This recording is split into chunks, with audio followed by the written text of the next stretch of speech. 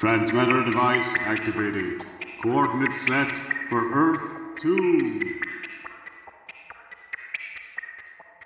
Hey everyone, welcome to the Earthday Podcast, the podcast where we explore the origins and development of the DC multiverse and the legacy of their Golden Age heroes throughout the Silver and Bronze Ages of comics. I'm Peter Watson. And I'm David Steele. Welcome back. Thank you for joining us. Today we are looking at issue 170 of The Flash, cover dated May 1967 and published the 7th of March 1967, which is only a couple of days out from my birthday, a few years askance. That's quite exciting. Yeah, we're just basically going to get straight on with this one. There's not really too much of a preamble to talk about. We don't want to spoil the story as it unfolds, but you've probably read it already, let's be honest. Pete, do that thing when you tell us about the cover. I certainly shall, David. Thank you. We're still in that amazing Go-Go Check era of DC Comics with the Go-Go Checks at the top, underneath the Flash logo, and the scene on the cover is carnage. There's a gang war on the streets. We've got one hood firing a machine gun at another hood. One of them's hidden behind a wall, one of them's hidden behind an armoured car. There's thugs all over the place. One guy's knocked out and he's on the ground. Another guy is punching someone out, falling over someone else. There's another thug who's about to launch and attack him.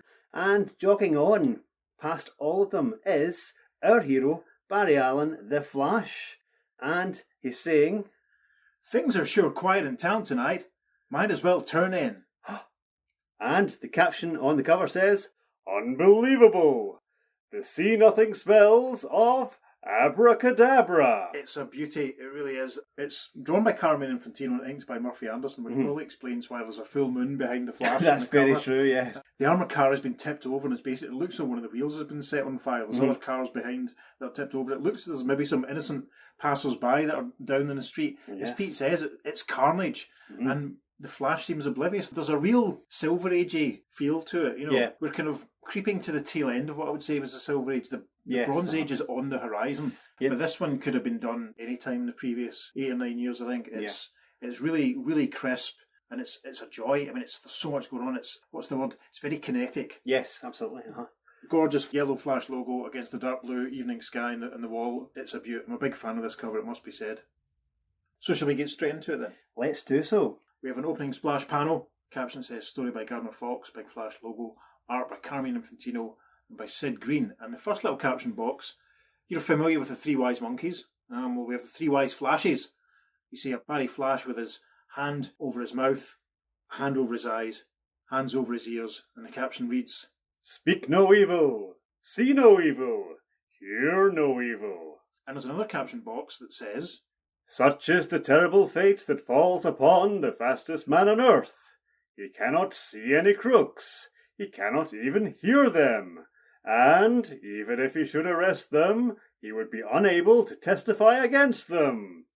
Flash's value as a superhero has become nil." That's unfortunate. Now, the opening splash image shows the Flash, and it looks though he's having some trouble with his uniform. It looks like it's fallen off him a little bit, like he's shrunk within it, but that's not really what's going on, because Barry Flash is being struck by a bolt of green energy. Pete, who's he being struck by? Who's wielding this green energy? By one of my favourite Flash foes, Abra Kadabra. Abra Kadabra. Tremendous. And Abra Kadabra, of course, first appeared in issue 128 of The Flash. And it's a really fun story because basically he's a magician in the 64th century. And there's no call for a magician. He goes to the job centre, checks the bulletin board for jobs, and there is nothing pinned under magicians. That's a shame. Because that's how the future works, ladies and gentlemen. If you're looking for a job in the future, you have to go to the labour exchange, job centre, whatever you want to call it, and check the bulletin boards to see what's pinned up there.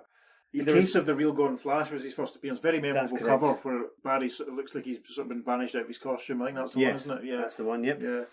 Yes, he uses his advanced 64th century science to imitate magic, and he decided to come back to the 20th century because it's the golden age of magicians, and he was going to impress us all here, but instead people weren't all that impressed, so he decided to turn to crime. Oh, that's a shame. Yeah, well, that's a shame. Happens to us all. Yeah, let's quickly just pin that though. Issue 128, so it's 5 issues after Jay Garrick's first Silver Age appearance. Yes. One issue before the first team up of other rogues and the second Flash team up. So that's worth noting anyway. Right in the middle of all that. Good. Back to issue 170 then. So Abra Kadabra is zapping Barry Flash with a little burst of green magic, And Flash, having some costume trouble, is saying, someone I can't see, constricting my uniform, crushing me to death. And Abra Kadabra is saying, the name's Abra Kadabra, Flash, but you can't see or even hear me. We should probably describe Abra Kadabra. He always reminds me of Sinestro in a way. Yes, does have that look, yeah. Sort of overtly sort of pinky face. He has a big, long, noodly moustache, big kind of funny kiss curl, wears a kind of cape. He's almost like a cross between Sinestro and Dr. Light. That's how I've always thought. And he's of got him. the reverse Flash's hairdo. Yes. Yes, the big comb over. Yes, the comb over kiss curl, which is so popular in those days. It kind of looks like the costume is falling off Barry, or it looks in a way that he's sort of shrinking inside it. It's very odd. It's hard to describe. But his boots are coloured in red. We should mention that. Straight away, his boots are the wrong colour, so there we go. That's magic. Yes, maybe that's a side effect of the magic. It could be. So we should probably get straight on into the story, because otherwise we'll be here all night. So, top of page 2 then.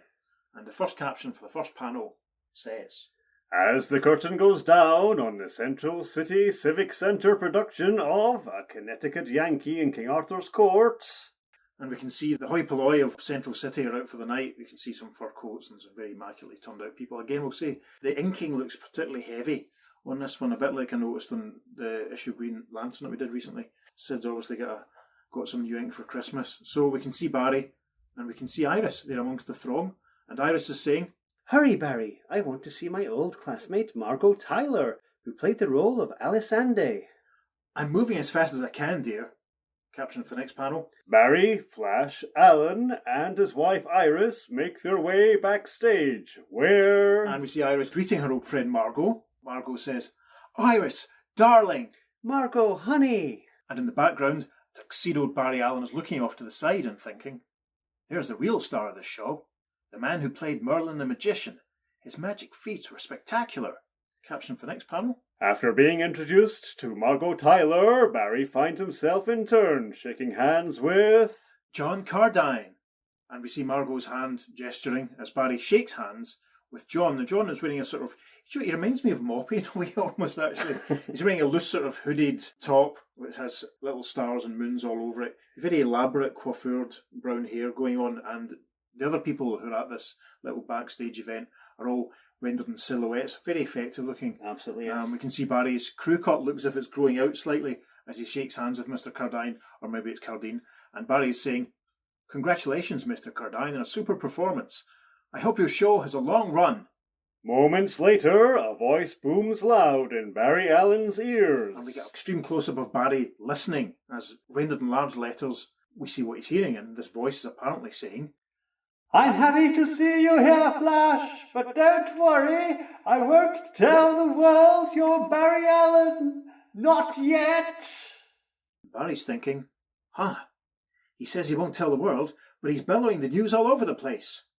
The next panel shows Barry from behind, looking round the other people at the theatre, and he's thinking, why isn't everybody turning to stare at me? That voice was certainly loud and clear enough. Who in this room spoke those words anyway? Next panel, final panel, page 2, shows Barry regarding John Cardine, who's exhaling on a cigarette, and Barry thinks, evidently, I was the only one who heard the voice. It's like sheer magic. Could Merlin have pulled that trick on me? Barry continues to ponder on the first panel of page 3. The way Merlin, John Cardine, did those magic stunts on stage as if they were real. The only man I know who can really do such things is Abra Kadabra, and he's in a 64th century prison. Next panel shows Barry in conversation with Margot and his wife, and Iris is saying, Barry, Margot and I are going to Darcy's for an after-theatre snack and some girl talk. I wouldn't mind if you begged off. Thanks, honey. You're an understanding wife. I'll head on home. Barry thinks, I couldn't ask for a better break or excuse to get away from Iris. The next caption for the next panel says, soon in a darkened stage alley, the police department scientist lifts a ring from his pockets, touches a secret spring, which ejects a flashy uniform that expands on contact with the air. And in traditional Earth 2 podcast, say what you see, styly, that's exactly what happens. The next panel shows a costumed Flash circling a street corner and accelerating along, thinking, now to follow John Cardine at invisible vibrational speed before I move in to ask my questions. John Cardine further ahead of him on the pavement. The next panel, the Flash has followed John Cardine to a shop which has the legend outside, Ceramics Castle. The Flash is thinking, huh? He's going into Ceramics Castle after closing hours. Why is he so interested in the special display of rare ceramics in there? I wonder if there's any ceramic bookends. Maybe the Thinker is robbing it as we Yeah, speak. gosh, hope not. I refer you back to our episode on the Thinker in the Atom 29. Yes. The final panel of page 3, the Flash is now inside Ceramics Castle, and it looks as though something very bad's going down. As Barry whooshes in, he's thinking, I was only footsteps behind Cardine and no sign of him. But coincidentally enough, there's a gang of crooks here, helping themselves to those priceless ceramics. And sure enough, there are 4 bad guys, one of them casting a massive shadow, which is quite fun. And they're helping themselves indeed. We see some ceramics ranged on shelves, but one guy in a hat is lifting one up off a counter. Over the page to page 4. Barry gets stuck in straight away with a swat. He looks like he's vibrating one of them up into the air by twisting his right arm, punching one of their guys with his left hand. And the list goes on, he thinks, I may not have anything tangible in Cardine, but I've sure got these crooks with the goods. In the next panel, one of the baddies is firing at the Flash, and he says, I heard you're faster than a bullet, Flash, but what about 2 bullets, zeroing in on your head from 2 different directions? Yeah, because this bad guy's firing with 2 guns, but the Flash is rushing towards him, beating one of the bad guy's pals up in the air. He's spinning his right arm round and round and casts the guy round and round in a little whirlwind. Flash says, I'll duck that problem. And the next panel, he punches out the gunman, still twirling the other guy out, and the Flash says, looks like I got you first with a fist. And in the final panel of page 4, with a thwack and a whoop and a zonk, Barry releases the hood that he was twirling above in the vortex and knocks out the other bad guys, thinking, now to wrap this up by whipping my air-spinning crook into the others. Terrific. See what you see. We have a tiny caption that says, continued on second page following. There's a nice full-page advert for some vintage G.I. Joe. And then as we arrive at the top of page 5, there's a caption that says, soon afterward, at a police precinct station. This is a very moody panel. There's not an awful lot of background detail. We have the silhouette of the city, but it's obviously nighttime. It's obviously very dark. There's obviously not a lot of streetlights in this particular part of town. And we see the Flash walking the baddies that he's just dealt with up the steps into the police station. The Flash is saying, in you go. And before we go further with the rest of this panel, we should probably mention that on the right-hand side of the panel, we see there's a mysterious figure. You don't see their face. They have a hat, they have a coat pulled up, the collar pulled up around their neck. And there's one of those little carmine caption panels that Peter's so fond of. Yes. That has a little hand pointing out. And this little hand is pointing at this shady figure, and the little caption box says, who he? I wonder when we'll find out. And as the Flash is walking the bad guys up the steps of the police precinct station, there's an elderly gentleman in a sort of check jacket running towards him. And he says, Flash, I was hoping I'd see you here. As the owner of Ceramics Castle, I want to thank you for saving those display treasures and give you this medallion as a reward. And the old man drops this medallion into the Flash's hands. And the medallion, it's a sort of circle. There's a blue circle, there's a white circle, and there's a blue circle, and another white circle in the middle. The Flash says, how'd you learn so quickly what I'd done? And hold it, I don't accept rewards. There's a caption for the next panel. For a single moment, the Scarlet Speedster drops his eyes to the medallion on his palm.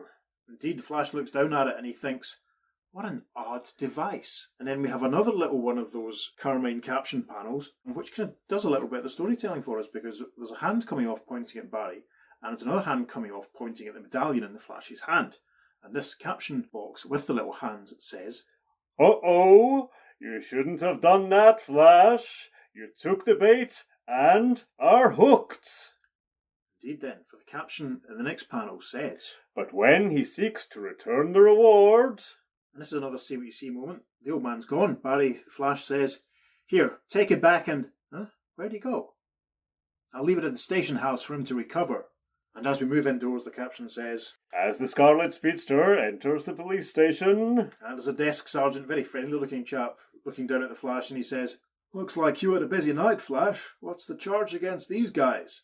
And the Flash says, charge? Why? I don't know. I can't imagine why I brought them in. And we can see the bad guys from Ceramic Castle all standing having a right laugh to themselves in the background. We move to the top of page 6. The Flash continues. I don't know of any harm they've done. Why? They don't even look like criminals. One of the bad guys says, them's mighty kind words, Flash. Now, if you'll excuse us, we gotta get going. My apologies, gentlemen, for inconveniencing you. Gets cut off by one of the bad guys who says, that's okay, Flash, and in turn, we'll bring no charges against you for a false arrest. And this is great because it looks like the policeman is sort of rubbing his head, with exasperation, and he's saying, "What's going on around here?" So, we're outside the police station now. The caption for the next panel says, "As a puzzled Flash leaves the precinct house." So we see Barry has his hand up to his head. He's obviously in deep thought. And again, the spooky, shadowy person who we saw in the previous page still standing there. Again, there's a little caption box with a hand gesturing towards him that says, "To repeat, who he?" And this person, who we only see from the back, is thinking, "We came here too late. All we can do now is wait for our opportunity to help Flash." And in close-up in the next panel, Barry Flash is thinking, "I just don't understand it. I could see nothing wrong with those men." And we get another caption box with a little hand pointing out from it, and two fingers of this hand are indicating two other shadowy figures wearing hats pulled down over their faces and with collars pulled up. And this little caption box says, "You say you want more for your money? Tell you what we're gonna do. Here are two more mystery men to wonder about." Interesting. We move to the next panel, and again there's another little caption box with a hand, and it says, "You think Flash has troubles? How about Artemis Jackson, who is being held up at gunpoint at this very moment?" And as the Flash is seen wandering along minding his own business, to the alleyway in the side of him, there's a thug with a gun, holding up a poor innocent mustachioed victim. And the thug is saying, "Okay, let's have your wallet, chum." And his victim says, "Not now, I won't. Here comes the Flash." "Oh, not that, old chestnut. The Flash ain't nowhere near here. Better hand over that wallet while you're still alive." Okay, but you'll never get away with it. Flash is right behind you now." Sure he is. Oh, brother. What some guys won't do to save a buck. And indeed, behind the thug with a gun, we can see the Flash, but he doesn't seem to be noticing what's going on. Top of page 7. The hold-up continues as the thug holds up the victim's wallet and says, "Over 100 smackers. Not bad." The victim says, "Psst, Flash, over here. Look what's going on." "Cut it out, will ya?" "Thanks for nothing, Flash." And the baddie who's counting the money looks around and sees indeed that the Flash is walking past, and he says, "Oh, he's really here." It's a fantastic double take. That Yeah, panel it's was great great. with the two faces. Yes, it's a nice bit of work by Carmine sort of showing that's actually happening, very fluid. Mm-hmm. The next panel, we're now on page 7, this is panel 3, the bad guy's holding up the money, and he looks quite delighted actually, and he's saying, "Flash, would you believe I was checking serial numbers to see if this man won a newspaper contest? Would you believe I bet him he didn't even have a $5 bill in his wallet? Would you believe, he walked right past me as if he didn't even see me." I'd report this to the police if I thought they'd believe me. Good grief, that poor man. Then we arrive at the bottom of page 7, and the caption says, "The Scarlet Speedster moves on toward an armoured car smash-up." and with a massive crash sound effect, very Batman TV show, we see the aforementioned armoured car being rammed by a saloon car. I wonder if it's the armoured car we saw on the cover. Inside the saloon car, a bad guy is saying, "Yeah, it's a Flash. What a time we picked to pull this armoured car job." Yeah, indeed, because Barry's in the foreground of this panel as all this is going on, but he seems oblivious. We arrive at the top of page 8. The bad guys have got out of the car. The first one says, "He don't see us or hear us. How lucky can a guy get?" And the second thug says, "Maybe he doesn't work overtime. Let's grab the dough and run." And we can see the armoured car on its side, smoke coming from it. No sign of the drivers. That's very worrying. Anyway, the caption for the next panel says, "Again, the night erupts around him as two touring cars barrel down Central Boulevard with rival mobsters triggering their guns." This panel's actually hilarious because Barry's just basically walked right off the pavement across the road as two cars go zooming past with rat-a-tat, blam blam as they're firing machine guns at each other from inside the car. A voice from inside the blue car says, "Look, it's the Scarlet Speedster himself." and then a voice from inside the purple car says, "We better call a truce and settle this later." and then the voice from the blue car says in the next panel, "He ain't doing nothing to stop us." and the voice from the purple car says, "Then keep on shooting." yeah, because the Flash is now, looks like he's just crossed the road and kept on going. There's a screech of brakes as the two cars keep going, and we have a caption that rounds out this chapter that says, "Wow, is Central City in for trouble if Flash can neither see nor hear criminals? But read what happens as the story continues on the 4th page following." The rest of this page is taken up with a house ad for a nice issue of JLA. Looks like issue 53, I think that says. Over the page we have an advertisement for Showcase and the Maniacs. We have the letters page for the issue. Over the next page is an advertisement for an 80-page giant issue of Superboy, which is one that I don't actually have, actually. Okay. And then we arrive at story page 9, and a caption box that says, The See-Nothing Spells of Abra Kadabra, Part 2. We're basically at the cover image here. It's almost the cover image from a slightly different angle. The Flash is marching along. We can see the armoured car tipped over on its side, Tommy guns being fired by gangsters, people punching each other out, bullets and rat-a-tats and blam-bam-blams. There's a very conspicuous full moon, and the Flash is completely unaware of this. Indeed, we get a caption that says, Like a man bereft of his senses, the fastest man on earth races along Central Boulevard. He hears nothing except his own voice. The chatter of submachine guns, the raucous shouts of robbers, the cries of helpless victims, all go unheeded. Yeah, and as the Flash is running along, and I didn't actually mention there is someone crying for help in the background, so he's obviously spotted the Flash and cried on him for help. The Flash is thinking exactly the same thing as what he's saying on the cover. Things sure are quiet in town tonight. I might as well turn in. Bottom panel of page 9.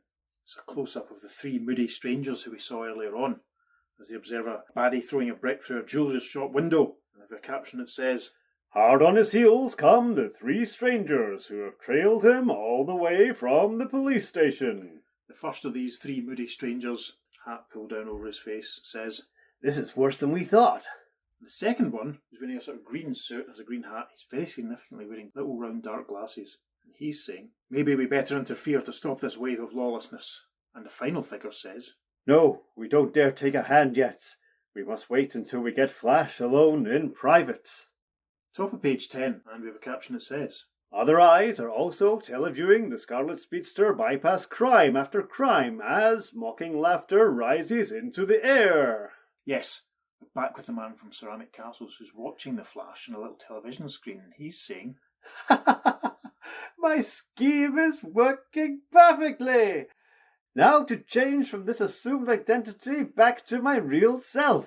And this next panel, second panel of page 10, shows the man from Ceramic Castle change first of all into John Cardine, who we met at the theatre, and then into another figure. And as all this takes place, he is saying, With my control pack, which enables me to switch personalities, I change from my appearance as a ceramics castle owner to the face of actor John Cardine, which in turn was the disguise for my real self. Abra Kadabra, criminal genius of the 64th century, whose future science enables me to function in this 20th century as a great magician. Very helpfully now, we ripple into flashback for the next couple of pages, and these flashbacks are narrated by Abra Kadabra. They're now revealed Abra Kadabra, and so his first little narration caption box says, Just a little while ago, I was in the 64th century, where I had been imprisoned after my capture by the Flash. We see Abra looking a bit fed up, and there's a prison robot warder type figure nearby. Kind of hard to describe. He almost looks like a corkscrew. Yes. With a little clock face on the handle and a red light on top. So if you can imagine that, I'll maybe try and build one and stick it in the socials. That could be a project. Yes. Now that I've said it, I'll have to do it. So Abra got his hand up to his chin, looking a bit fed up, and he's saying, Just my miserable luck. I've been given an escape-proof robot as a cellmate. Escape-proofers can't be bribed. They sound an alarm if an escape attempt is made. They're foolproof. And the robot says, I am programmed to assist and entertain you in any manner short of actual escape.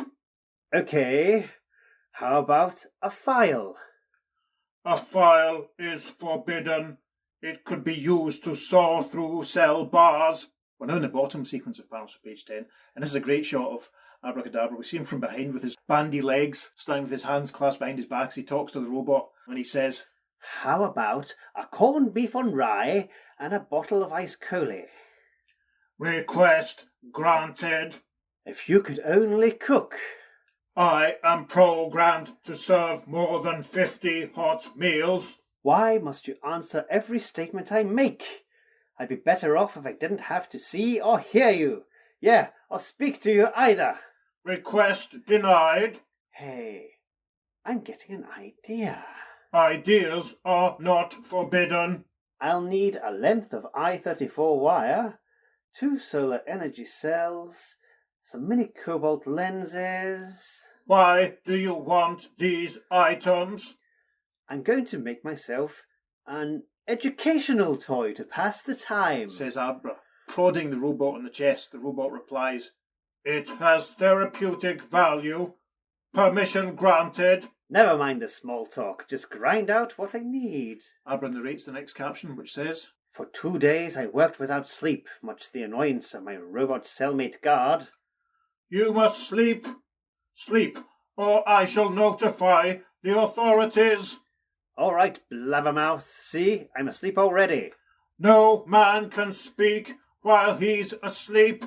So I'm talking in my sleep, bonehead. My head is made of metal, not bone. This is quite funny because the robot is indeed pointing at its head. We can see that Abra in this panel is lying on his little bed, his prison cell bed, looking very annoyed, and he thinks, What did I ever do to deserve this? Even the Flash is preferable to this corrugated conscience my jailers inflicted me with. But I'll be out of here soon, with the aid of the psychonizer I'm secretly making. Abra helpfully says in the next caption, Until the day came when... And we see him holding, do you know what? It looks very much like the medallion that the man from Ceramic Castles passed on to the Flash earlier on. Interesting.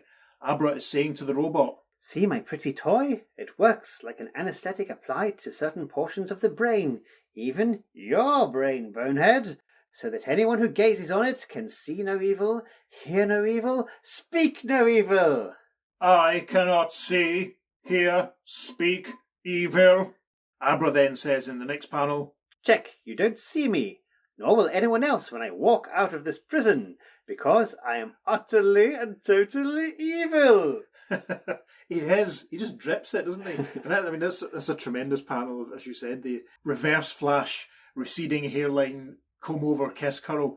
They obviously don't have hair clippers, or they have weird ideas of vanity in the 64th. And I think it's just a fashion choice from then. it could be. Yeah, it's all the rage. Yeah, interesting. So, Abra continues narration for the next panel. I burned a hole in the wall of my cell and calmly strode right out of that place. Next panel indeed shows the hole in the wall of the cell. Abra striding along, this cape over his arm, and he looks like he's zapping a prison guard with a little medallion that he's built. And as he does so, he says, Farewell, guards.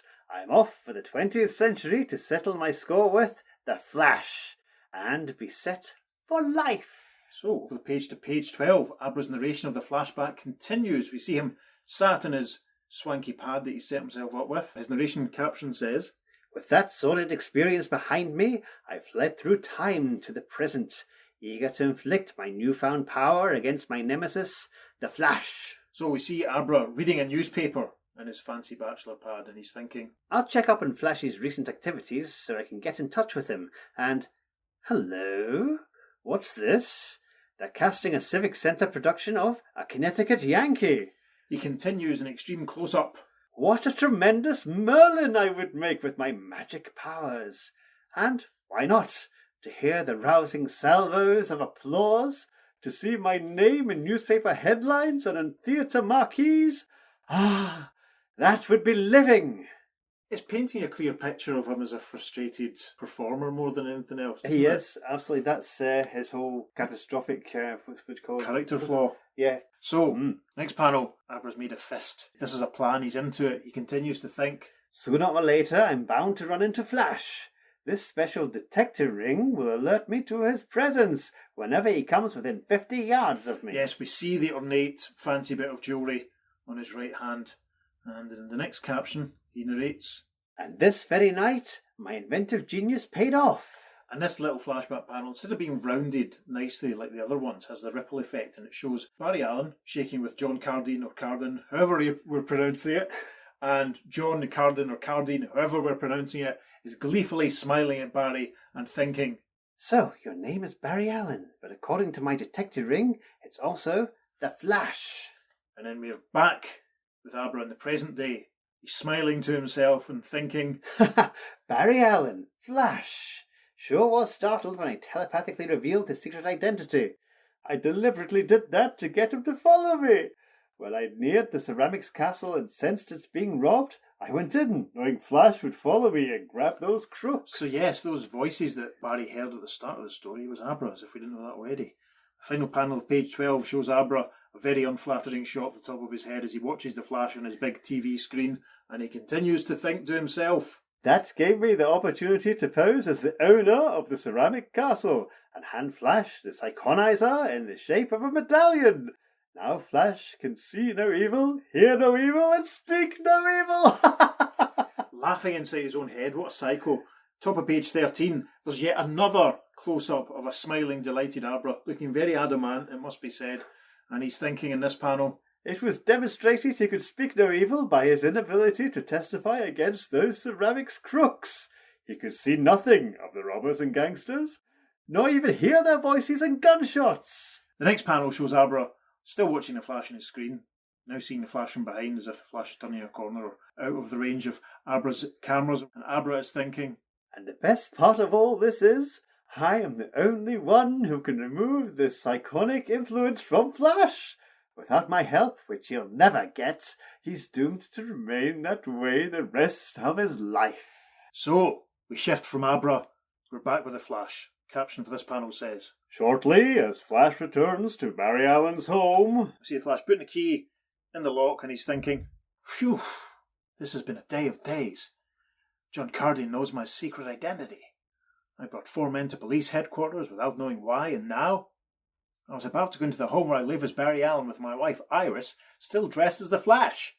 Suppose I walked in and Iris were there. That would have been an eye-opener for her. Barry takes off the Flash uniform glove. The caption for the next panel says, next moment, another secret spring is pressed and Flash's uniform shrinks and is drawn back into the ring. And that's what we see. And then the caption for the next panel says, as Barry opens his house door, his eyes grow wide in sheer amazement. Yep, goggle-eyed Barry says, I must be seeing things. What's this? Another complication? Another twist? Another fascinating facet to this tantalizing tale? Get set for a thrill as you're about to meet. And over the page, Barry declares, Dr. Fate, Flash of Earth 2, Dr. Midnight, what brings you here? And sure enough, we see Dr. Fate, the J. Garrick Flash of Earth 2, and Dr. Midnight. And we must point out, apart from that flashback in 167, the torturous Mopey story, which was actually a lot of fun. Yeah. This is the Earth 2 Flash, J. Garrick's first appearance since Justice League of America issue 38. Yes. Which came out in July 1965. We're now into March 67. Wow, nearly 2 years. Yeah, and that was our 33rd episode, which by our rough sort of reckoning, I think we've done about 25, 26, allowing for flashbacks. I'm not sure quite where we are at the moment. Yeah. There's been about 25, 26 episodes. Gosh. Since we last saw Jay. Given that we're approaching 60, that's nearly half the episodes that we've done without him. It's mental. Welcome back, old man. I know. So, Dr. Fate, J. Garrick and Dr. Midnight beholding Barry, and J. Flash with his Mercury helmet at a very jaunty angle and a very lantern jaw, very loosely drawn, says, we had to see you alone, Barry. Something terrible is happening in your Earth. We have a caption for the next panel. It's a great hero shot of Kent, Jay and Chuck. The caption says, yes, these are a trio of superheroes from that other Earth, which is a parallel of our own. On their world, they track down crime and evil, just as the Scarlet Speedster does on Earth 1. So yeah, if you're probably wondering why we were following this story with Barry Allen and Abra Kadabra and thinking, this has got bog all to do with the Earth 2 podcast mission statement, it's taken us to page 14 to finally reveal why. So, Jay continues in the next panel. But before we go into that, Flash, why didn't you stop all those crimes being committed tonight, right under your nose? And a perplexed Barry says, crimes? What crimes? It was a real quiet night in Central City. And Dr. Midnight says, Then let me tell you what you overlooked. Next panel is Barry sitting down looking very, very unhappy and sad, to be honest. There's a caption that says, when Dr. Midnight relates what took place after Flash left the police station. And Barry says, and you say all these things happened without my being aware of it. And then Dr. Fate says, the answer must tie in with why we're here on Earth 1. Listen. And now it's Dr. Fate's turn for a flashback, as with some ripple panel effects, he narrates, some time back in the Salem Tower, which is my magical lookout post. We see Dr. Fate with his crystal ball. The crystal ball is blazing with energy, and Fate is thinking, incredible! My magic crystal has picked up an evil emanation extending through all space and time. So for page 15, the Doctor continues to narrate. With the aid of the supernatural wisdom and extraterrestrial knowledge which was given to me by Naboo the Wise, I tracked down that evil-filled energy. Dr. Fate is now standing. It looks like there's a little burst of flames coming out of his hands as he's looking at his crystal ball, and he says out loud, Far in the future it was born. Through time and space it has come. It tarries now in Central City, on Earth 1. But that is where Flash lives. He continues to narrate the next panel. My next move was to pay a visit to Jay Garrick, the Flash of my world, where, to my surprise and delight, I found... And this panel shows, obviously, Jay Garrick opening his home to welcome Dr. Fate in. Dr. Midnight's there already. Dr. Fate delightedly says, Dr. Midnight, how good to find you here too. This will interest you as well as Flash. Dr. Fate narrates the caption for the next panel. When I told of my discovery... Now we see Jay Garrick, Flash and Dr. Fate, although Jay's still in civvies at this point, and Dr. Midnight conversing here. And Jay is saying, You're right, Dr. Fate. We must alert Flash of Earth 1 to this threat. But we must proceed carefully, say in our civilian identities to avoid possible recognition and detection by the unknown evil menace. Dr. Fate says, To play it even safer, we'll contact Flash in complete secrecy. And Dr. Midnight adds, Hold on, I'm coming with you. Last time I saw Flash, he talked me out of joining him on a case. It's a little asterisk, which gives us a footnote, and it says, Flash 159, Flash's final fling. Yeah, it was that great story. That was that tricky episode where we did the two stories based on the same cover. That's where Flash said to Dr. Midnight, Not so fast, old man. That's right. Myself and the boy have this. Yeah, and obviously Dr. McNider, who I'm now playing as Scottish, you may have noticed, listeners, because that was something suggested on Twitter. Dr. Midnight is not having it, he's going. Yes, So, quite right too. Quite right, he's not being left behind this time. So the caption that Dr. Fate narrates for the next panel says, Moments later, we were on our way to Earth 1. It's a very interesting panel, which is definitely going on the socials. The Flash is spinning. It looks like the Flash is vibrating and spinning at high speed, and there's a burst of energy around Dr. Midnight, who has his arms folded, and also a similar burst of energy around Dr. Fate. So I wonder if Jay is vibrating his way there, and the two doctors are being cast there by Dr. Fate's magic. What do you think? Possibly, yes. Certainly looks like they're travelling differently, unless Dr. Fate's hooking into Jay's vibrational Could be. energies. Yep. I love the focused determination on Dr. Midnight. Yes. He's like, I'm going. This is me. Yep. This is my moment. So, we're back in the present, and the caption for the next panel says, As Dr. Fate concludes his tale, Barry is saying to the Doctor, From what you've told me, and from what's already happened, I can only conclude that Abra Kadabra escaped his 64th century jail and has returned to Central City. Moreover, he's put a magic spell on me. Dr. Fate says, Magic spell? That's my department. I'll remove it. and the Doctor gestures in the next panel. If you want to track copy this at home, he has his thumb extended, and his index finger and middle finger extended, and his pinky and his ring finger sort of folded down. And he's holding his hand up, this is his left hand. A burst of golden energy is radiating over Barry. Dr. Fate says, Eh? The spell is too powerful for me to remove. Some force beyond even my powers is at work here. But one thing I can do... Barry says, What's that, Dr. Fate? Over the page to page 16, Dr. Fate gestures. I can reveal Abra Kadabra's target for tonight. Looks like he's cast a bit of a spell over a table or something in Barry's apartment, and the surface of the table is turned into a sort of viewing screen, and we can see some bad guys at work. Dr. Midnight says, Look, already thieves are there, stealing those gold artifacts. Barry says, I can't see a thing. Jay Garrick says, I'm beginning to get an idea, a plan of action. Moments later, after Flash dons his uniform, the quartet of superheroes races out on the trail of Abra Kadabra. This is another terrific panel. Barry's at the foreground of the panel, starting to run. Jay's behind him. Next up is Dr. Midnight, and furthest away from the camera, as it were, is Dr. Fate. Barry Flash says, If I'm unable to see or hear anything evil that's going on, how can I fight it? Jay says, Have no fears in that score, Flash. Dr. Fate says, We aren't here as window dressing. Then, to conclude this chapter, there's a caption box with a little hand indicating, making sure that we read the caption box, and this caption box says, With Flash senseless to evil, what can he possibly do against the Master Mage from the future? What plan has Flash from Earth 2 worked out? Story continues on third page The following. rest of that page is taken up with a nice, very, very, very bright and shiny house advert for issue 191 of Batman. There's a bat auction and everything must go. Past the letters page for the issue, the extra letters page for the issue actually. And we arrive on page 17 and a caption box which says, The See Nothing Spells of Abra Kadabra, Part 3. And our opening caption box says, As the combined superheroes from two Earths thunder into the room with the golden loot, only Flash of Earth 1 is visible. The other Flash vibrates invisibly as a mantle of magic conceals Doctor's Fate and Midnight. This is a very exciting looking panel with some proper bit of Carmine Flash artwork. The motion and the movement and also the lightning sort of sparkling off behind him. This is really nice. Might even put this one in the socials too. And we can see some bad guys. There's a guy in a purple suit and a guy in a green jumper.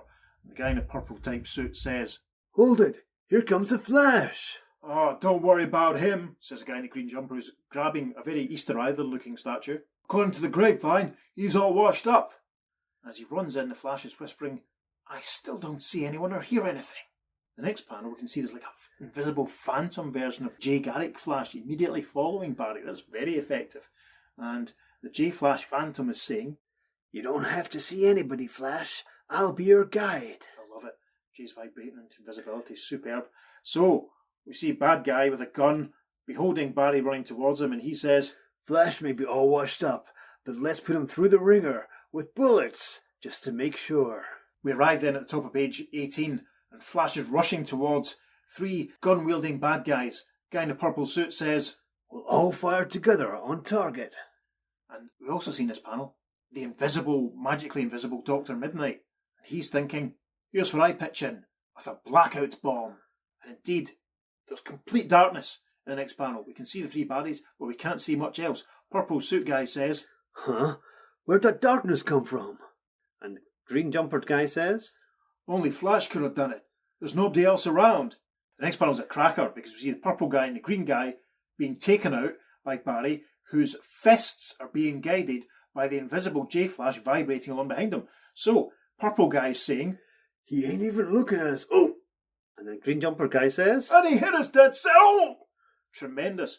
Barry is thinking, I can't see or hear, but I can feel. I just socked something. To one side of the Scarlet Speedster, Dr. Fate does his bit. We see the invisible Dr. Fate gesturing, using his magic, and two statues. They're almost like gladiators, actually, aren't they? Yeah. Coming to life, stepping down from the dais. The purple-suited bad guy says, Oh, the golden statues, coming alive. The green jumper guy says, there's something screwy going on around here. Let's beat it. Top of page 19, caption says, But as the terrified thieves try to flee, and these hapless thieves are having a terrible time of it. Dr. Fate gestures again, and it looks like they're being clobbered by some other statues. A big burst of golden energy. The guy in the green jumper says, Yay! We're running on air and going no place. And the other guy says, Even worse, the statues are ganging up on us. yeah, it's a bit messy, these pages. Anyway, the caption for the next panel says, in the darkest shadows, Abra Kadabra has stood transfixed by amazement as... yeah, this is a very moodily shot panel of Abra that again really accentuates the receding hairline, kiss curl. Yeah. And you can see the twist of his moustache and the evil peak of his beard. And he's watching as Barry punches out the bad guys. Abra's thinking, Amazing! Flash seems to have developed remarkable new powers since I put that spell on him. It was bad enough to arrive here and find other crooks stealing the gold I had marked as my own. Since my 64th century, there is no gold. It all having been destroyed in an interplanetary war, making gold priceless. But now to find Flash like this is too much. all the gold was destroyed in a interplanetary war. There you go. That's mental. It must have been like an alchemy war or a chemistry war or something. Can you imagine? I'm trying Exciting. to. When we do our comic book, we'll have to address that war. Yes. Interesting. Perhaps Gary Concord Ultraman fought in that war. Perhaps he did. I was thinking maybe as well that Hal Jordan, when he was transplanted to the future, could have taken place. Taken well part in done. it. Maybe some of the Legion, maybe Commandy, I don't know. Maybe. Mm. Oh, exciting. It's very interesting. The Cosmic Gold Wars of the 57th century. That's what we're going to call it. You heard it, your first listeners coming soon at Kickstarter near you with character names that only sound suspiciously like the ones we're talking about. Yeah. So, final two panels of page 19. Abra continues to observe from the shadows as we see the invisible Dr. Midnight standing in front of Barry Flash. Dr. Midnight is thinking, my psychotuber affects the nerves of the human body, enabling me to control anyone it's fired at, as well as all the amazing other things it was doing in the last JLA JC team up. Yeah. Mm-hmm. These bad guys are having a hell of a time because they're now sort of, looks like they're floating up in the air. Abra is thinking, This is most astounding. Flash seems more super than ever. Could I have unwittingly given him these extra powers? yeah, because as far as Abra's concerned, it must be the Flash that's doing it because he doesn't know about Dr. Midnight. So the final panel of page 19, we see Abra gesturing at the Flash. Now this looks like we could actually be almost at the opening splash panel, I think. Mm-hmm. There's a burst of green energy as Abra gestures towards Barry, and Abra's thinking, To play it safe, I'll cause the floor to change its structure, fashion wooden hands to grip and hold them tight, while I make off with the gold that will make me the wealthiest man in the 64th century. yeah, and sure enough, we see the hands forming out of the ground and grabbing Barry by the ankles and feet. Uh-oh! Over the page to page 20. Moments later, the wooden hands lift Flash, swing him round and round. There's now one giant wooden hand reaching out from the floor. It's grabbed Barry by the right leg and it's swinging him around. And a rather surprised looking Abra says, Hey, what's this? How can my wooden hands act on their own? on the far right of the panel, we can see the invisible Dr. Fate gesturing towards Barry, and he's thinking, The answer is magic, a la Dr. Fate. But Abra Kadabra doesn't know that. And now... caption for the next panel says, Like a living bullet, these hands hurl the Flash straight on target. yeah, so the wooden hands have swung Barry around, sent him firing towards Abracadabra. With a zwop, Barry Flash collides. Abra's kiss curl goes flying up in the air, and he says, A victim of my own wooden hands. Whoa! a victim of my own wooden hands. It's happened to us all. Is that not a Mainspear B-side? I think it could be. Yeah. I think it was on Daydreamer, quite an early one. They stopped playing it live quite early on because see. it wasn't that good, to be honest. Okay. So the background of this panel, we can see the invisible Dr. Midnight still with his psychotuber, and he thinks, I'll cushion the blow for Flash so he doesn't feel a thing. So psychotuber is just a magic gun that can do anything. I'm glad this is probably the last time we see it. I think it is, Yeah. So, the caption for the next panel. Driven back into the very golden hoard he seeks to steal, the master of magic snarls in fury. Yeah, see Abner sort of colliding with all the golden statues, and as he falls back he says, There's only one answer. By removing your ability to see, hear, and speak evil, I've increased your powers. But you're still no match for me, Flash. I'm the greatest magician of all time and space. yeah, and Abra gestures, with his now trademark little burst of green energy. Barry Flash starts spinning in midair, but Dr. Fate tries to counter it, and he thinks, Strange, my magic doesn't stop the Flash.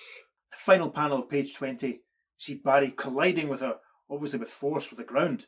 Abra, grasping a bit of gold that he's after, laughs and says, That stops you dead. and just behind him, and from the perspective of the way it's been drawn, we see Dr. Midnight reassuring the invisible Dr. Fate. Dr. Midnight says, Flash is still under the influence of my psychotuber, Dr. Fate. He won't be harmed. Dr. Fate says, I wasn't able to stop his spinning, but I can do something else to help him. we arrive at the top of page 21 now. As the Wonder Wizard hurls his necromantic lightnings. We have a point of view shot. It's kind of behind Abra, and it looks like there's about 7 or 8 different Barry Flashes all vibrating in front of him. Abra is thinking, Fantastic! Flash has divided himself into multiple Flashes. Too many even for me to handle. I've got to remove the spell I put on him. The next panel is classic looking Carmine. Look at that perspective. Look at the Yep. detail in those nostrils. Indeed. We're looking up the noses of the Flash and Dr. Midnight with Dr. Fate standing in the background. J Flash is saying, My plan to help Flash, but make it seem like he was doing all those super stunts under his own power, is paying off. Dr. Fate says, Yes, you said we had to trick Abracadabra into removing that spell on Flash, and he did. And Dr. Midnight says, from now on we'll let Flash handle Abracadabra his own way.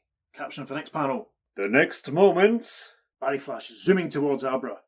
Barry's saying, Abracadabra, now that I can see you. Seeing isn't enough, my flashy foe. Little burst of green energy gestured at the Flash. The Flash seems to be running past him in the next panel as Abra says, Ha! You're too fast for your own good, Flash. You ran right past me. the caption then for the final panel on page 21. In the wake of the super speedster come the KO'd thieves. Terrific. Barry knows what he was doing. He wasn't ignoring Abra. And he says, I wasn't aiming myself at you. I was aiming those fellow travellers. And with a zwump and an oof from Abra, Barry has created a vortex and tailed all the bad guys that everyone else knocked out along behind him. And they've collided with Abra, knocking him down. Top of page 22.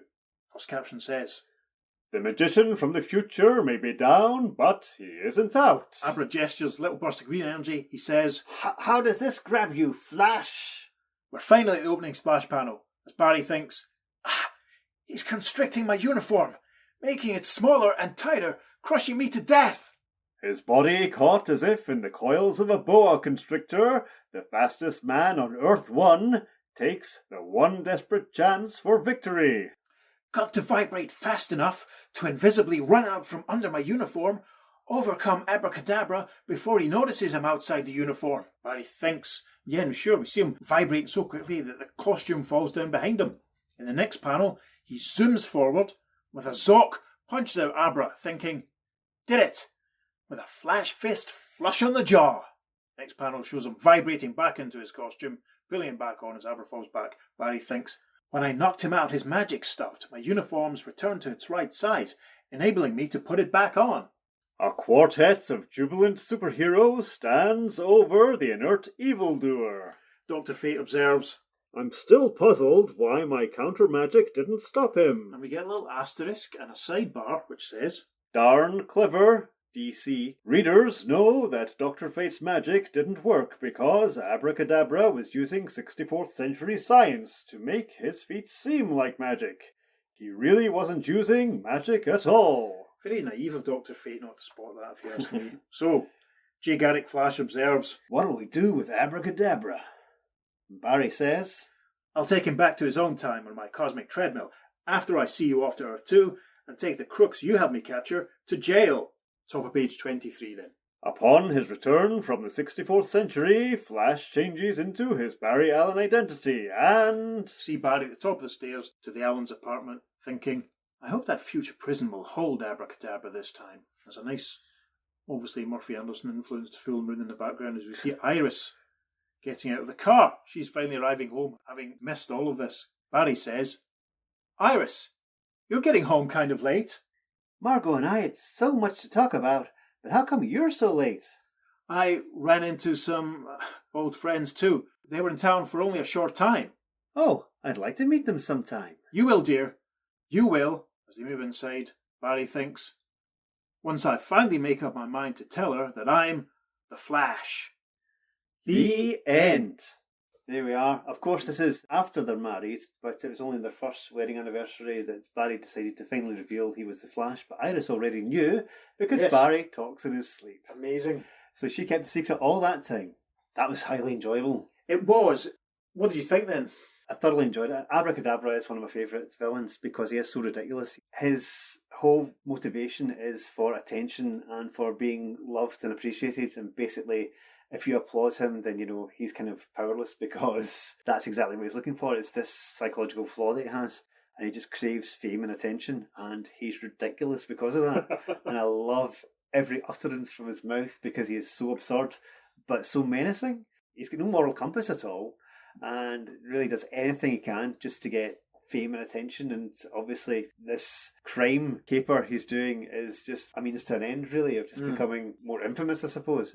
And yeah, I just love him. He's fantastic. He's an interesting case because, you know, I suppose you're saying, you know, the pathological attention seeker, but he's also he's obviously extremely vain.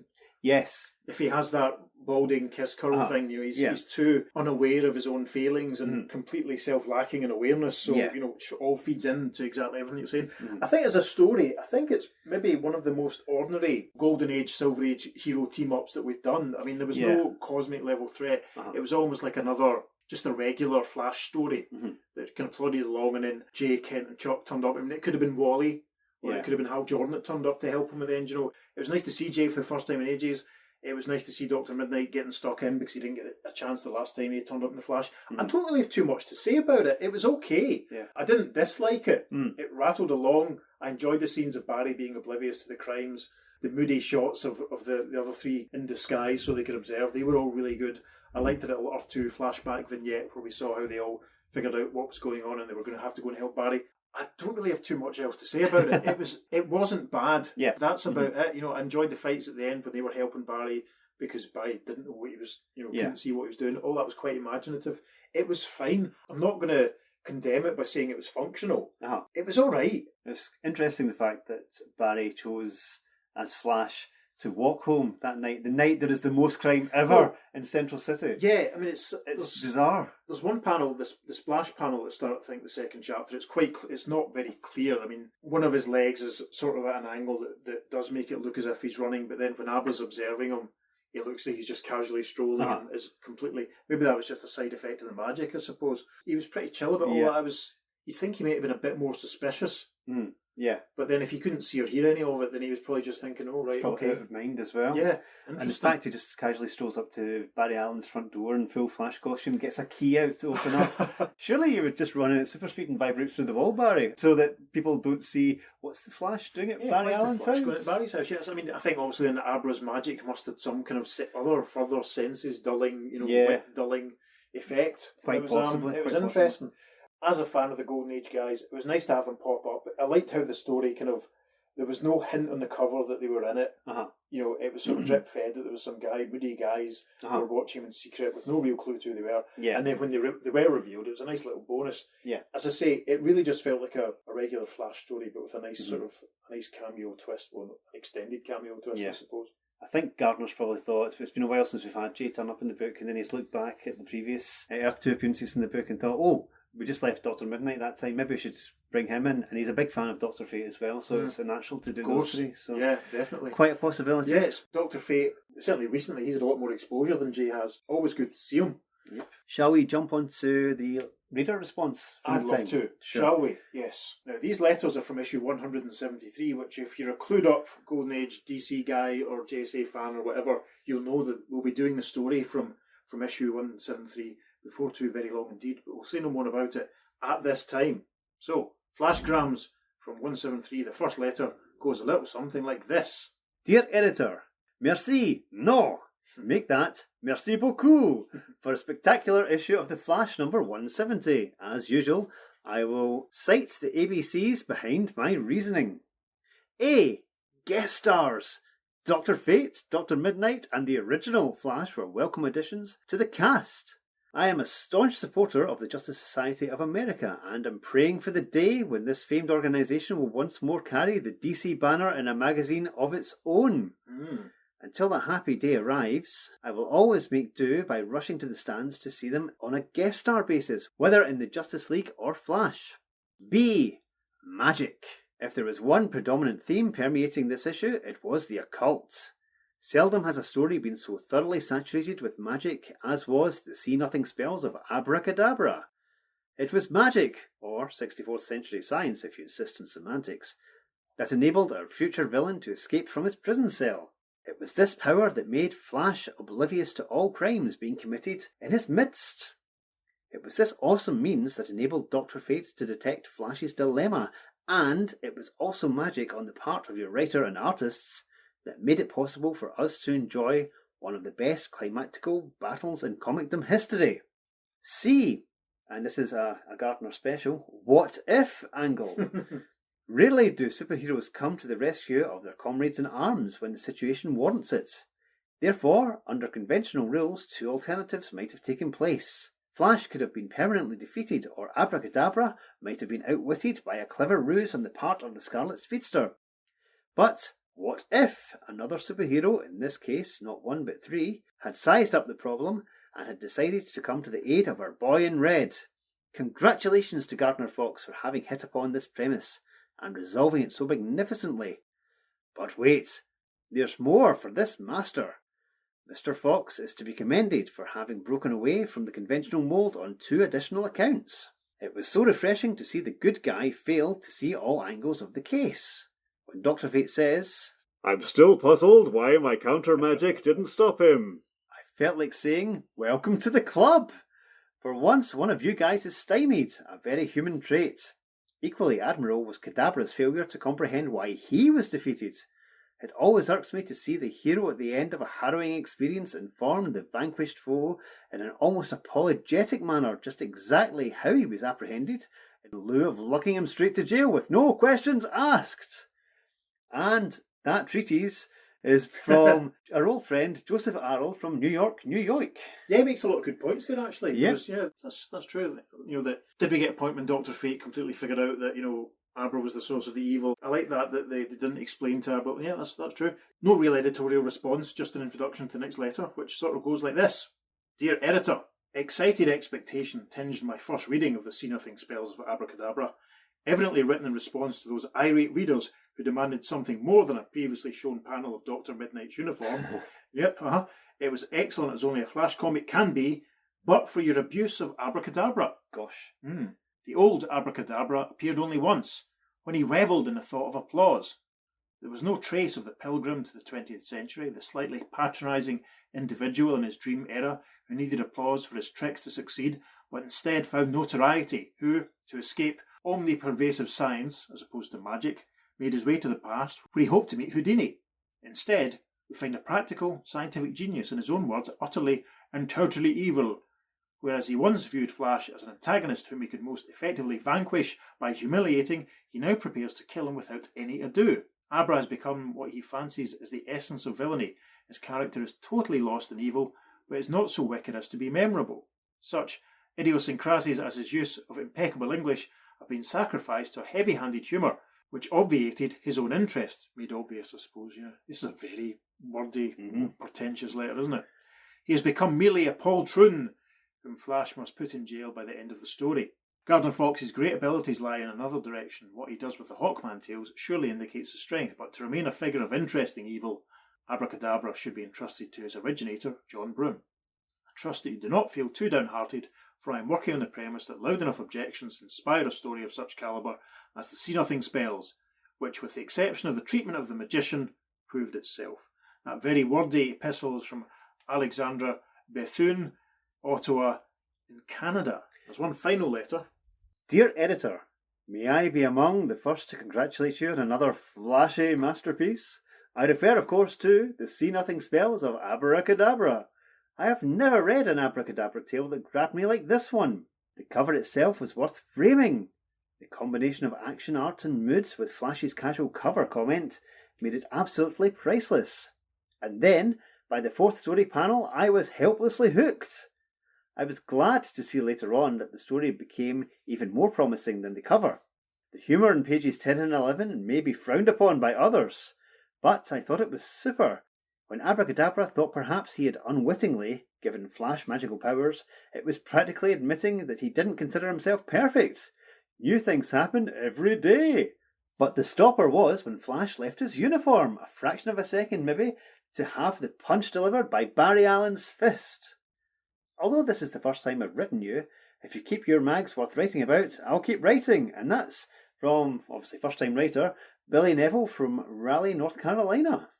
Nice one. We had a reaction fairly positive, apart from maybe the use of Abra, which is fair enough, I suppose. Yes, although I've got a bit of a bone to pick with that second one. Right. There's room for character development with Abra, and also because Abra's from another century, who's to say that we're actually getting Abra's tales in his chronological order?